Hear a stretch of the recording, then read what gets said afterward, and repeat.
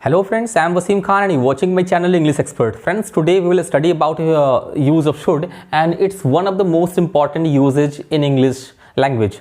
तो आज फ्रेंड्स हम पढ़ेंगे यूज़ ऑफ शुड के बारे में जो बहुत ही इंपॉर्टेंट है अंग्रेज़ी भाषा में और इसके माध्यम से ही अंग्रेज़ी बोलने का हम प्रयास करेंगे। और फ्रेंड्स अगर आपने मेरे चैनल को सब्सक्राइब नहीं किया है तो प्लीज़ सब्सक्राइब कर दें और लाइक भी कर दें और प्लीज़ बेल आइकन को प्रेस भी कर दें ताकि हमारी वीडियो आप तक सबसे पहले पहुंचे। और मैं प्रयास कर रहा हूं आपको कि बहुत ही जल्द और बहुत ही कम समय में अंग्रेज़ी सिखाने का। तो फ्रेंड्स मैं मेरे वीडियोज़ में आपको डिस्क्रिप्शन में लिंक मिलेगा मेरे दूसरे वीडियोज़ का, आप जाके वहाँ मेरे सारे वीडियो देख सकते हैं और बड़ी आसानी से अंग्रेज़ी बोलने के अलग अलग तरीके आप देख सकते हैं। फ्रेंड्स ऐसा भी बहुत सारे लोग का मानना है कि बिना ग्रामर के भी हम इंग्लिश सीख सकते हैं। हाँ, बेशक ऐसा हो सकता है, लेकिन ग्रामेटिकली अगर आप इंग्लिश बोलते हैं तो आप सबसे अच्छी इंग्लिश बोलते हैं, जिसका फ़ायदा आपको कई सारे कंपटीशंस में, गवर्नमेंट एग्ज़ाम्स में और आपकी एग्ज़ाम्स यानी बोर्ड एग्ज़ाम्स में और ज़िंदगी के अलग अलग हिस्सों में भी आपको ग्रामेटिकल इंग्लिश का बहुत फ़ायदा मिलने वाला है। तो फ्रेंड्स क्यों ना हम ग्रामेटिकल इंग्लिश सीखें जो बहुत ही आसान है और हर तरह के आप सेंटेंसेस बना लेंगे, कोई उसमें जुगाड़ नाम की चीज़ नहीं है।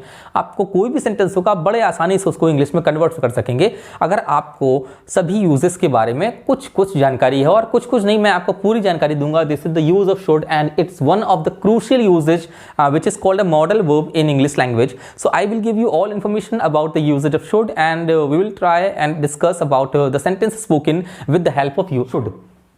So friends चलिए हम चलते हैं use of should के बारे में। फ्रेंड्स यूज़ ऑफ शुड जो है उसका मतलब होता है हिंदी में चाहिए, जो कि बहुत ही इंपॉर्टेंट है इंग्लिश लैंग्वेज में। और इसको आप जो बनाने का तरीका है फ्रेंड्स वो सबसे पहले सिंटेक्स हम उसको कहते हैं, सेंटेंस बनाने के रूल को ही हम सिंटेक्स कहते हैं। तो फ्रेंड्स सबसे पहले आप सब्जेक्ट लगाएंगे और सब्जेक्ट में आपको कई बार बता चुका हूं कि सब्जेक्ट हम कहते हैं सेंटेंस में काम करने वाले एलिमेंट को। उसके बाद आपको शुड लगाना है। बेसिकली बिल्कुल सिंपल है, ये शुड रखी है हमने उठा के। और उसके बाद वर्ब की फर्स्ट फॉर्म, और वर्ब की फर्स्ट फॉर्म आप कई सारी वर्ब्स पहले से आती भी होंगी। और उसके बाद आपको लगाना है ऑब्जेक्ट फ्रेंड्स। और ऑब्जेक्ट कहते हैं हम सब्जेक्ट जिसके ऊपर काम कर रहा हो, जिस पे काम कर रहा हो उसी को ऑब्जेक्ट कहते हैं। और उसके बाद आपको लगाना है अन्य, और अन्य में आप ऑब्जेक्ट सेंटेंस जब बन जाएगा तो अन्य आप कुछ को जो बचेगा सेंटेंस में वही अन्य कहलाता है फ्रेंड्स। तो चलिए चलते हैं पहले एग्जाम्पल की ओर और हम देखते हैं कि यूज ऑफ शुड को हम किस एग्जाम्पल से यूज कर सकते हैं। मुझे रोज 10 रुपए खर्च करना चाहिए। फ्रेंड्स ये रहा आपका पहला सेंटेंस जो कि आप शुड की मदद से बनाएंगे। और मुझे मीन्स फ्रेंड्स आई।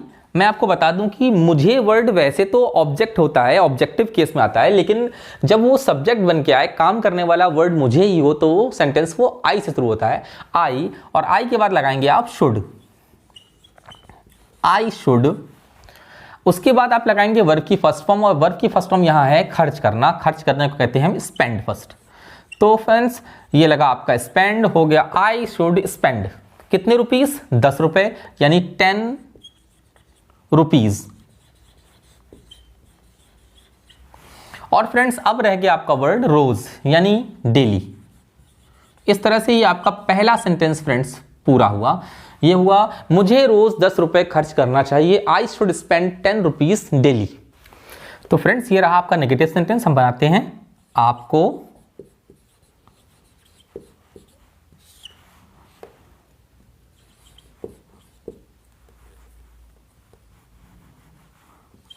सभी शब्द अंग्रेजी में नहीं बोलना चाहिए। तो आपको सभी शब्द अंग्रेजी में नहीं बोलना चाहिए। इस सेंटेंस में सब्जेक्ट जो है आपको है और आपको बनाएंगे हम यू। फिर फ्रेंड्स उसके बाद हम लगाएंगे शुड, तो ये लगा आपका शुड, यू शुड। नहीं के लिए फ्रेंड्स हम नॉट, ये रहा आपका यू शुड नॉट। अब इसके बाद वर्ब, और वर्ब इसमें आप बोलना चाहिए, आपको सभी शब्द अंग्रेजी में नहीं बोलना चाहिए। जो वर्ब है आपका, काम हो रहा है बोलना, और यहां हम लगाएंगे स्पीक, तो यू शुड नॉट स्पीक। उसके बाद फ्रेंड्स ऑब्जेक्ट, और ऑब्जेक्ट इसमें हम देखेंगे क्या और किसे, तो क्या, सभी शब्द, तो you should not speak all words, all words, you should not speak all words, किसमें फ्रेंड्स, इन अंग्रेजी में, in English, in English, you should not speak all words in English. अब फ्रेंड्स चलेंगे हम इंटेरोगेटिव वर्ड्स की ओर, इंटेरोगेटिव सेंटेंसेस की ओर। ये रहा आपका इंटेरोगेटिव, यानी प्रश्नवाचक, ऐसे सेंटेंसेस जिनमें आमतौर पे और लगभग हर जगह पे सवाल वाले शब्दों का प्रयोग किया जाता है, उन्हें हम इंटेरोगेटिव सेंटेंस कहते हैं। तो फ्रेंड्स सबसे पहला इंटेरोगेटिव, क्या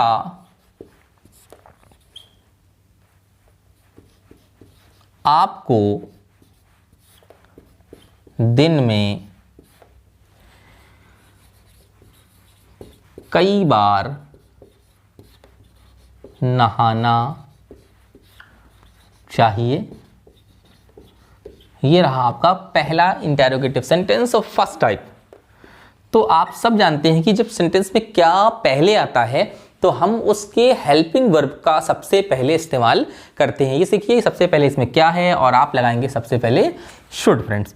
तो आपने लगाया शुड। उसके बाद फ्रेंड्स आपको जरूरत पड़ेगी सब्जेक्ट की, क्योंकि अगर शुड पहले है तो फिर सब्जेक्ट आएगा। तो शुड के बाद आपको लगाना है यू, शुड यू। उसके बाद फ्रेंड्स वर्ब की फर्स्ट फॉर्म, और वर्ब की फर्स्ट फॉर्म यानी नहाना, नहाने को कहते हैं बाथ, BATHE। तो you should bath, should you bath, आपको क्या, आपको दिन में कई बार नहाना चाहिए, शुड यू बाथ। उसके बाद फ्रेंड्स कई बार यानी many times, many times, should you bath many times.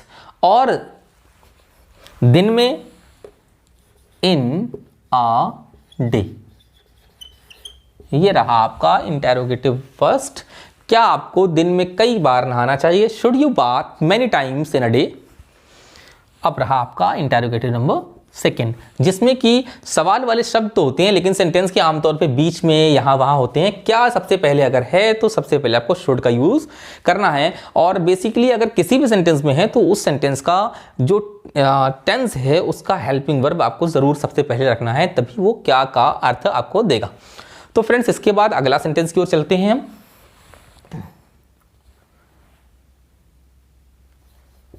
School के बच्चों को अपने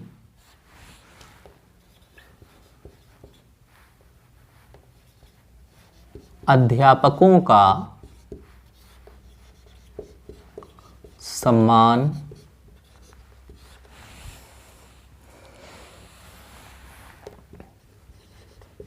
क्यों नहीं करना चाहिए। यह रहा आपका इंटेरोगेटिव नंबर सेकेंड। स्कूल के बच्चों को अपने अध्यापकों का सम्मान क्यों नहीं करना चाहिए, बल्कि ये इंटेरो नेगेटिव भी हो गया, इंटेरो नेगेटिव भी।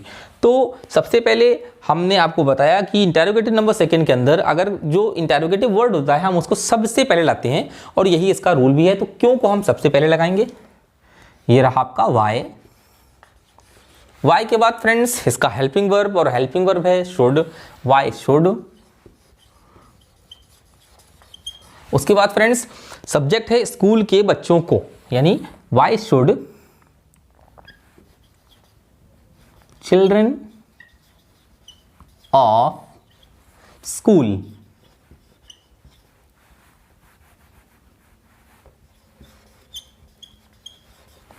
उसके बाद फ्रेंड्स सेंटेंस नेगेटिव भी है तो आपको नॉट लगाना है, Y should children of school not.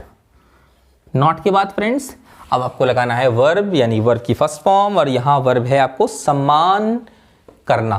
तो सम्मान करने को हम कहते हैं रिस्पेक्ट, RESPECT। तो Y should children of school not respect अपने अध्यापकों का। एक बार फिर फ्रेंड्स, अपने के लिए कोई एक पर्टिकुलर वर्ड हम इंग्लिश में इस्तेमाल नहीं करते हैं। सेंटेंस के सब्जेक्ट को देखते हैं हम। स्कूल के बच्चे, अगर स्कूल का एक बच्चा होता तो हम उसको ही कहते, और अगर स्कूल के कई बच्चे हैं यानी एक से अधिक हैं तो हम उसको आमतौर पे दे कहते हैं, और दे का अपना जो होता है वो देयर होता है। अगर बच्चा एक होता तो वो बच्चा ही होता और ही का अपना हिज होता। और अगर मैं हूँ, मैं का, जैसे मैं अपने अध्यापकों का सम्मान करता हूँ तो मैं का अपना यानी मैं आई, और आई का अपना माई।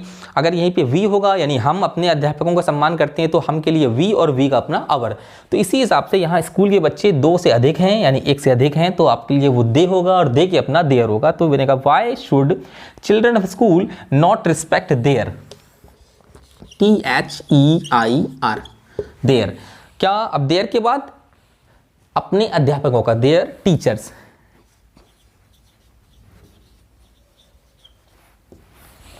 Why should children of school not respect their teachers? तो फ्रेंड्स, ये रहा आपका यूज ऑफ शुड, और मैं आशा करता हूं कि मैंने आपको सिखाने में कोई कमी नहीं छोड़ी है। फिर भी अगर कोई गलतियां हो, किसी तरह की कोई मिस्टेक्स आपको लगती हो कि मैं इससे भी बेहतर पढ़ा सकता हूं, तो प्लीज़ कमेंट बॉक्स में प्लीज़ कमेंट करें, और मैं आपको उसका रिप्लाई बहुत जल्दी दूंगा। और I promise you that I will teach you with my whole effort, और इसमें कोई कमी मैं नहीं छोड़ूंगा। मैं हर दूसरे तीसरे दिन वीडियो बनाऊंगा आपके लिए। Please subscribe my channel, please like it, and please press the bell icon ताकि हमारी वीडियो आप तक सबसे पहले पहुंचे। Please support us, and thank you for your support and your dedication towards this videos, because I am getting responses from you heartly. Thank you friends.